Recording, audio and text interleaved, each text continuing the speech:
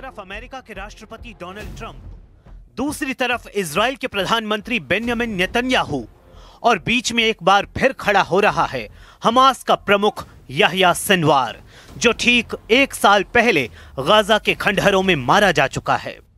Hamas और Israel के युद्ध में अचानक याह्या सिनवार की एंट्री कैसे हो रही है? इस सवाल ने व्हाइट हाउस तक सबको बेचैन कर दिया है, क्योंकि जब गाजा में नेतन्याहू की भारी बमबारी जारी है और हर कोने पर इजराइल की सेना मौजूद है, बावजूद इसके गाजा को अब भी कंट्रोल कर रहा है हमास।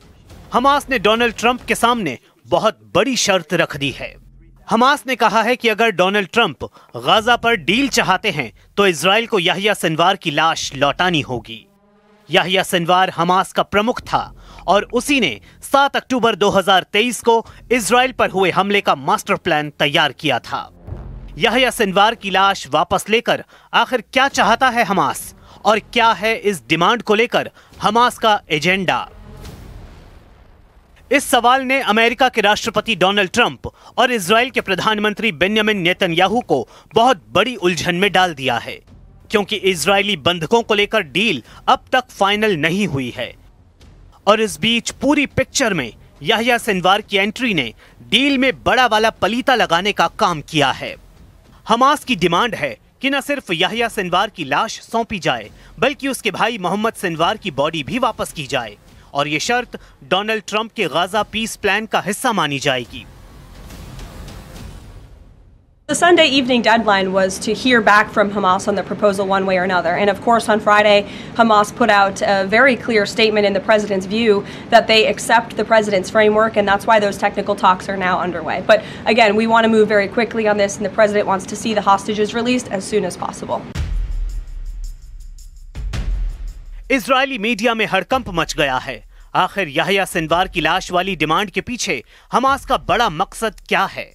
अमेरिकी मीडिया से आई इस रिपोर्ट ने अचानक गाजा डील पर बहुत बड़ा ब्रेक लगा दिया है। हमास को लेकर हो रही गाजा डील में सभी 22 इजरायली बंधकों को रिहा करने की शर्त है, जिसे हमास ने मान लिया है। इसके अलावा 26 बंधकों के शव भी हैं। ये वो इजरायली नागरिक थे जो हमास के बंधक थे और फिर हमास और इजराइल की मुठभेड़ के दौरान मारे गए या इजरायली बमबारी में जिनकी जान चली गई। यानी हमास लाशों की अदला बदली भी चाहता है। أولويتنا الوقف الفوري للعدوان الصهيوني وحرب الإبادة على قطاع غزة، ونجدد عهدنا بالتمسك بكامل حقوق شعبنا الوطنية الثابتة والدفاع عن تطلعات شعبنا الأبي في التحرير والإصلاح والاستقلال। हमास चाहता है कि अगर इजरायली बंधकों की लाश वापस की जाएगी तो इसके बदले याह्या सिनवार और उसके भाई की लाश भी इजराइल वापस करे। इसके अलावा हमास ने इजरायली जेलों में बंद सैकड़ों फिलिस्तीनी बंधकों की रिहाई की मांग भी की है। इसमें कोई शक नहीं कि सिनवार अब इस दुनिया में नहीं। सिनवार मर चुका है, लेकिन गाजा और बाकी पश्चिमी एशिया में याह्या सिनवार की एक वसीयत बार बार वायरल होती है। इस वसीयत को लेकर इजराइल को और घबराने की जरूरत है, क्योंकि याह्या सिनवार ने खुलेआम इस वसीयत का ऐलान किया था। ये 26 मई 2021 का वीडियो है। तब याह्या सिनवार ने अपनी वसीयत पूरी दुनिया को बताई थी। उसने बताया था कि इजराइल से नहीं डरता। उसने बताया था कि चाहे F-16 हो या फिर इजराइल की पूरी फौज, वो इजराइल को चैलेंज कर रहा है। वो चाहे तो उसे मार सकते हैं। وأنا أقضي إلى الله سبحانه وتعالى شهيدا على يده. أنا اليوم عمري 59 سنة. أنا حقيقة أفضل أن أستشهد بالF-16 أو بالصواريخ من إني أموت بالكورونا، أو من إني أموت بجلطة أو بسكتة أو بحادث طرق أو بشغلة من اللي بيموتوا منها الناس। सिनवार बता रहा है कि इजराइल उसका कुछ नहीं बिगाड़ सकता।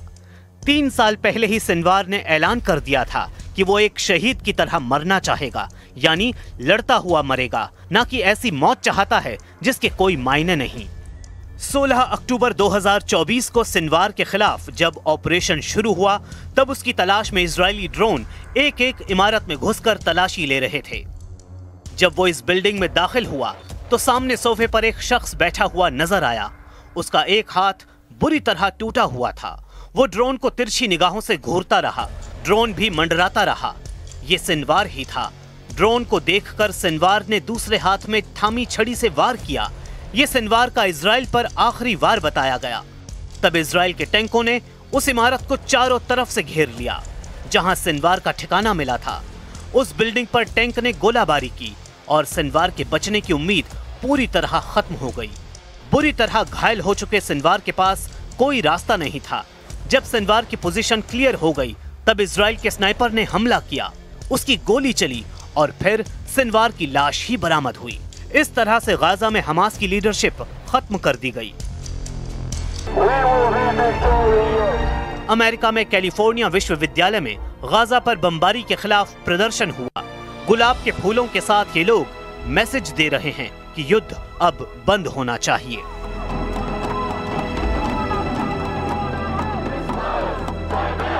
The roses and the flowers, they're a symbol of peace, they're a symbol of humanity, of hope, you know. We're talking about innocent civilians and children. There's not a military on military war going on here, you know.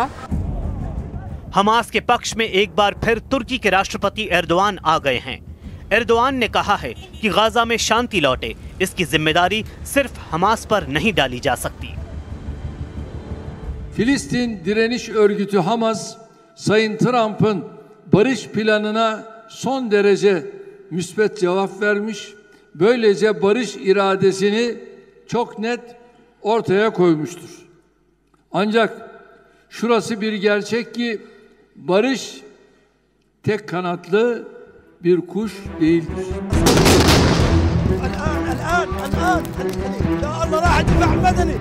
2 साल तक Israel की बमबारी ने Gaza का क्या हाल किया है, कैसे पूरा गाजा मलबे में तब्दील कर दिया गया है, उसका एक नया वीडियो भी आया है और सैटेलाइट तस्वीरें भी रिलीज की गई हैं।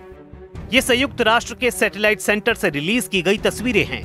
संयुक्त राष्ट्र के मुताबिक गाजा में 1,93,000 इमारतें या तो पूरी तरह तबाह कर दी गई हैं या अब रहने लायक नहीं बची हैं। गाजा में 213 अस्पताल और 1029 स्कूलों को टारगेट किया गया और उनको बड़ा नुकसान पहुंचाया गया है।